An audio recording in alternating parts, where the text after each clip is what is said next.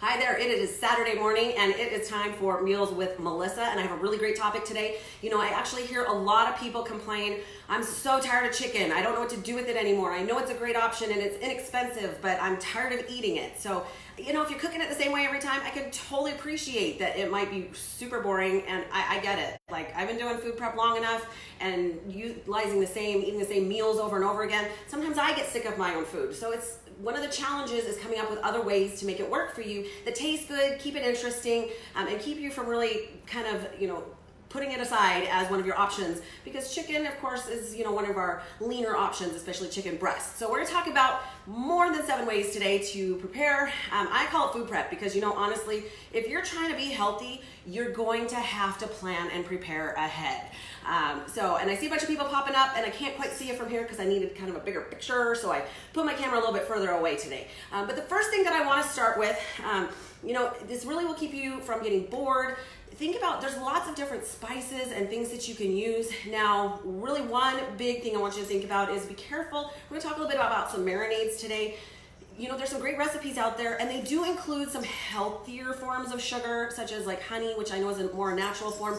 However, if you are really struggling with reaching your health goals, you still have to watch sugars, even if it's a healthy or natural option, because it's still gonna spike your insulin. Your body does not know the difference. Yes, we wanna stay away from refined sugar and definitely wanna stay away from processed food, but sometimes we forget that some of the things that we deem healthier are possibly taking us or sabotaging our goals. So keep that in mind.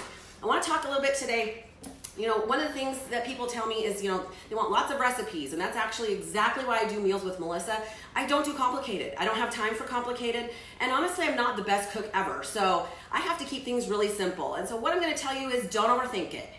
Make things in batches so that you can have enough for the week. Now, if you can't handle eating the same thing every day, you might have to make 1 or 2 options so you can switch it out, but stop thinking that every meal has to be this celebration of food. Save that for your free or your cheat meal for the weekend, and focus on the fact that food is fuel. So I've started today with a crock pot of chicken. This is probably the easiest thing that I do in order to have my food prep ready. I just put it in before bed, like 9, 10 o'clock at night, set it on low. I include about 5 pounds of chicken, and I use a can of low sodium chicken broth, and then I fill it to the top with water to make sure that it's covered because I don't want it to dry out in the air. And then I add a little bit of salt just to help the chicken retain the moisture. So I make that at night. Now that's a starting process, because once you have it cooked, you can actually spice it and change it any way that you want to. We are going to talk about a couple of other options, but honestly, I've been doing this for a long time. It makes it super, super simple. So the first thing I want to talk about, I love barbecue. I'm not gonna lie, I love barbecue. But of course, if you're eating true barbecue, you're getting a lot of sugar, brown sugar, molasses. You're getting some things that you probably shouldn't be eating on a regular basis. So I have found over time things that work for me. I call it kind of my groove. This is my favorite sugar-free barbecue sauce. It is called G. Hughes. I get it locally at multiple stores. If you can find it, and if Walmart finally stocks their stinking shelves, sometimes you can find it there. That's probably one of your cheaper options, but you can also find it at Safeway and Albertsons. I haven't checked Fred Meyer, but some of your little nicer stores should carry it. You're just gonna pay a little more for it. But honestly, flavor-wise, it is the best option.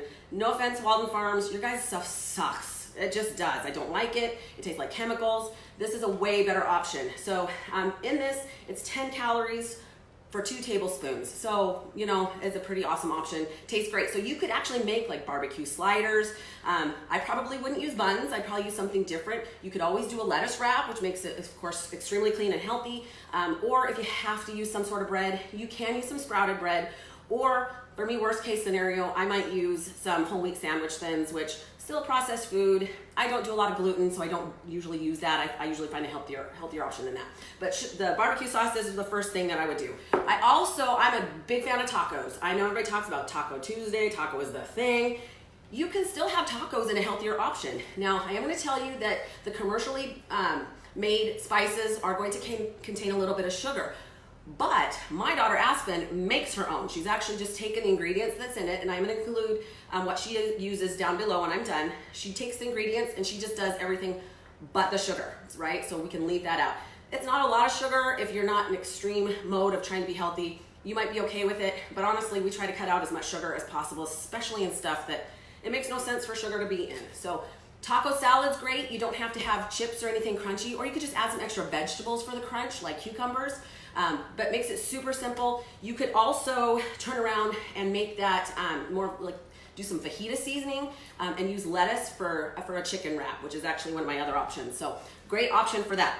Also, my first season, my coach taught me something called a Teriyaki Cheat. Now, again, I'm gonna kind of give you my little thought process on this. Not a big fan of soy. I know that for us women, soy can actually play a role in messing with our estrogen. So keep that in mind. I don't use soy very often, even with sushi. I'd rather eat the sushi all by itself. But for this purpose, for teriyaki, we're gonna do it, and it is sugar-free. So I'm gonna use a little bit of soy sauce, okay? And you can use Splenda, although, again, I'm not a fan of Splenda either. It actually spikes your insulin just like sugar does. But you can get liquid stevia. Now you're gonna have to taste test, right? You're gonna have to kind of mix it a little bit and see what the combination is that works best for you, because stevia can actually be a little bit bitter and it's really strong. So it really takes a lot less of the stevia than it does the Splenda. When I did it, I used little packets of Splenda, like 1 or 2 packets, and then my soy sauce, but I try to stay away from the Splenda at this point. So teriyaki cheat. So if you love teriyaki, and of course then you add your complex carbohydrate to this and some fresh veggies, and you have a great meal. Another idea, ooh, I'm so excited, Southwest bowls. Why can't you make a healthier version of that? So, add some Southwest seasoning. You can either do it in the crock pot, or you can marinate your chicken and grill it or bake it. And then add things like corn, fresh or canned. Again, canned, not my favorite, but it is a great option when it's not in season. Do remember that corn is a starch. It is not technically a vegetable when we look at what our health macros are, but it is a great option for a crunch. And as long as you count it as one of your carbohydrates, you should be okay. Black beans, okay, some rice, and then throw on some salsa and maybe a little bit of low-fat sour cream, and you've got an incredible rice bowl, and it's a healthy version of it. Now, no matter what you're doing, make sure you put your information in MyFitnessPal. One of the things that I'm learning is that a lot of people think that they eat very healthy, but the studies show that most people underestimate how much they're eating by about 30%, and that's quite a big jump there. So make sure that you're putting it in there. I do hear a lot of people say, I just don't have time during the day to put my stuff in MyFitnessPal. I just forget about it. Sometimes I get to the end of the day and then all of a sudden I have all these protein grams left that I need to eat and I'm out of everything else. Here's my tip, guys. It is life-changing. Put your information in the night before. Put your information in tonight for tomorrow. If you wake up tomorrow and you don't know what you're eating, you're already screwed. You're off track, because it's too difficult to do it as you go. Then you don't know where you fall for the rest of your macros for the day. So even if you don't make things in batches like most of us in the fitness world do, we food prep, we put it in the fridge. All I have to do is grab and go because my life is that busy. If you have to do it another way, plan ahead. You cannot be healthy by accident. It does not work. You have to plan ahead. Okay, my next option.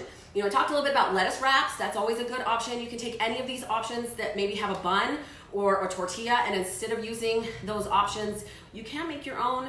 Again, I don't do complicated because I know there's a lot of options using alternative flours and using vegetables and things like that. Just use some zucchini, use some lettuce.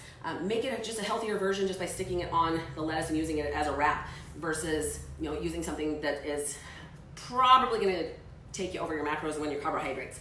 Also, stir fry, super simple. Throw some olive oil in the pan.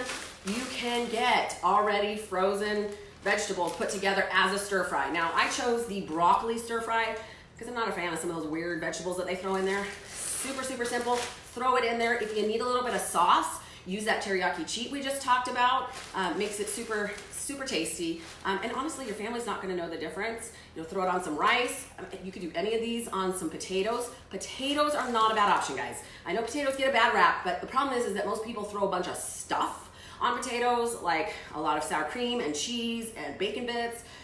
Well, yeah, then you take something that is naturally a healthy carbohydrate and you make it a kind of a fat bomb. And so you add a lot of calories really, really quickly. So if you keep it really simple, I would not do baker potatoes. Those are extremely starchy. They do turn to sugar in your system really quickly. Use something more like a Yukon Gold or red fingerling or even purple potatoes.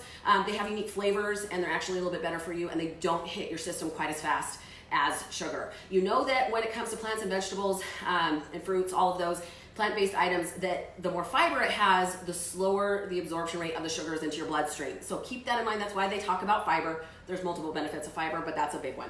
Okay, so we've kind of talked about crock pot. We talked a little bit about maybe possibly grilling or baking.